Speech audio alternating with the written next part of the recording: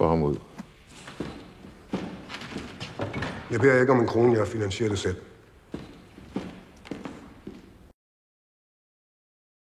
Saya tidak ingat, atau belum pernah melihat, sebuah film memiliki rentetan adegan akhir yang di masing-masing adegan itu bisa ditempatkan sebagai akhir penutup film yang mana semuanya itu bakal tidak mengurangi nilai kebagusannya. The Promised Land, film yang dibintangi Mads Mikkelsen ini memberikan suguhan cerita yang sangat menarik. Cerita terinspirasi dari kisah sosok prajurit di negara Denmark. The Promised Land tidak membuatnya sebagai hiburan cerita yang akurat dengan sejarah, namun hanya fiktif yang sangat menggugah dan menarik.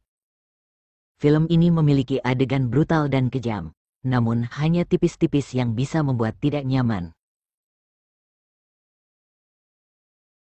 Berlatar waktu sebelum abad 20, seorang pensiunan kapten tentara ingin membangun perkebunan di padang rumput luas berbatu tidak layak olah. Banyak pihak tidak mendukung bahkan hingga mengancam dengan keras bagi si kapten untuk tidak melakukan niatnya.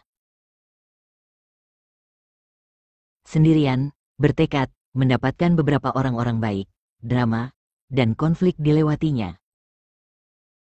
Kisah pilu, kecewa, dan kebahagiaan dirasakannya. Penunjukan sifat karakter sangat baik. Roller coaster emosional yang disuguhkan Mads Mikkelsen sebagai Ludwig Kahlen mengagumkan. Dari orang yang percaya diri, gigih, tegas, pemberani, kemudian ia mengalami kesusahan dan dipenuhi rasa kecewa, menyesal, ketidakmampuan, dan kehilangan. Bersama rekan dan pembantunya yang berakhir menjadi keluarga yang telah membantunya menggapai impiannya, The Promised Land berakhir dengan beberapa adegan manis yang melegakan. Jeg tror ikke, jeg er inviteret. Du kan komme med som min gæst. Jeg kan invitere, hvem jeg vil. Seusai Dezinkel mati dan Anne Barbara ditangkap, Kahlen mendapati dirinya terbebas oleh karena kasus dan tuduhan sepihak yang menyudutkannya. Kahlen pun menemui gadis kecil yang sudah dianggap sebagai anaknya, Anne Maimus. Penunjukan kondisi Anne Maimus yang kesusahan di asrama penampungnya. Kahlen pun datang mengajaknya kembali tinggal dan membangun segalanya dari nol bersama-sama. Sampai di sini bisa saja dijadikan sebagai adegan penutup. Namun cerita masih berlanjut, waktu melompat sampai di mana Anne Maimus sudah menginjak akil balik, dan Kahlen berambut putih. Dan akhirnya Kahlen mendapatkan sebagaimana yang ia impikan, usahanya, perkebunannya, dan koloni serta gelar bangsawan yang selalu ia inginkan. Dengan hak istimewa yang dimiliki Kahlen saat ini, ia mengusahakan Anne Barbara agar mendapat keringanan hukuman, namun hal itu tidak dapat diupayakan oleh Dewan Hukum, meski Kahlen telah mencobanya beberapa kali.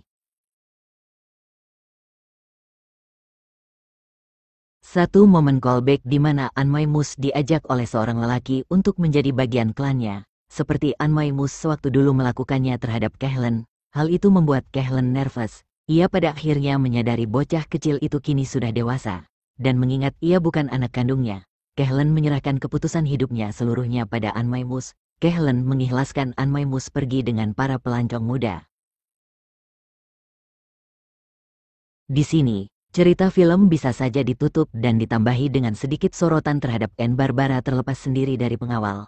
Namun sutradara dan penulis film malah melakukannya dengan lebih baik.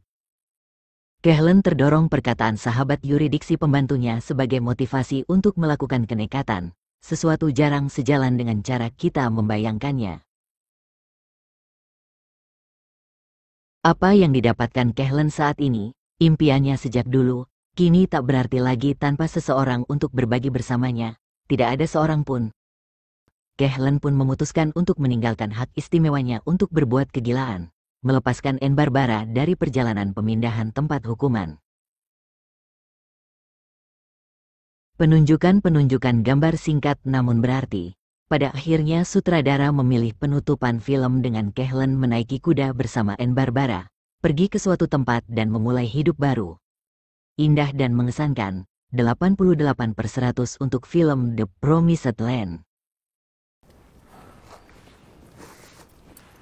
Du ikke glemme mig i mellemtiden.